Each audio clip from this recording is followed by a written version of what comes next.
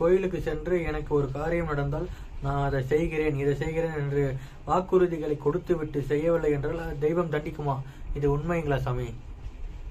ஆமா, இவரு பெரிய வல்லலே. தெய்வத்துக்கு ஏற்ற மாதிரி இவருக்கு வாக்குறுதி கொடுத்து இவரு கொடுக்க போறாரு. ஏற்கனவே கொடுத்து சொல்ற வார்த்தையை காப்பாத்தினா பரவாயில்ல. ஆண்டவனுக்கு அல்வா கொடுப்பான் மனுஷன். மனுஷன் சாதாரண ஆள் கிடையாது. என்னை பொறுத்த வரைக்கும் சொல்ல போனா ஆண்டவனோட மனுஷன் தான் பெரிய ஆள் மாதிரி தெரியுது. அதெல்லாம் தண்டெல்லாம் கொடுக்க மாட்டாங்க, இதுவும் வாங்கிக்க மாட்டாங்க. அவங்களுக்கு என்ன தேவை? அவங்களுக்கு பணம் காசு தேவை, அதெல்லாம் ஒன்றும் தேவை. அவங்க தானே நமக்கு பிச்சை போட்டுன்னு வராங்க. அது சும்மா இந்த போய் பித்தலாட்டம் நம்பிக்கை தருவா பண்றேன் இவருக்கு இவன் சொல்றது. இதெல்லாம் அவன் மனுஷனா இருக்கணும். ஃபர்ஸ்ட் மனிதனா இருந்து அப்புறம் கடவுள் விட்ட போனாதான் எல்லாம் செய்வாரு. எல்லாம் செய்ய மாட்டாரு. அதெல்லாம் சும்மா இவங்க சொல்லிக்கலாம், எனக்கு அது நடந்தது இது நடந்தது அதெல்லாம் கிடையாது. ஃபர்ஸ்ட் மனிதனா இருக்கணும்.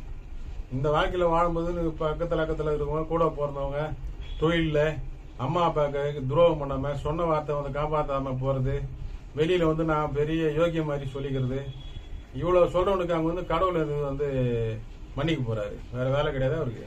இவருக்கு தான் மெயினாங்க. அதெல்லாம் ஒன்றும் கிடையாது. சும்மா இவன் நினைச்ச வேண்டியதான். நம்ம செஞ்ச தப்பெல்லாம் மன்னிச்சாச்சு கடவுளே, அடுத்தது எவன் மாத்துவான் அப்படின்னு அடுத்தது போயின்னு இருப்பான் மனுஷன். மனுஷன் சாதாரண ஆள் கிடையாது. அதனால மனுஷன் பஸ் மனிதனா இருந்து போகணும். கோயிலுக்கும் சரி, கடவுள் கிட்ட வேண்டுதலும் சரி, மனிதனா இருந்து போனாதான். எங்க மனிதனா எவனும் இல்லையே, மனிதனாவே அடிப்படை இல்லையே.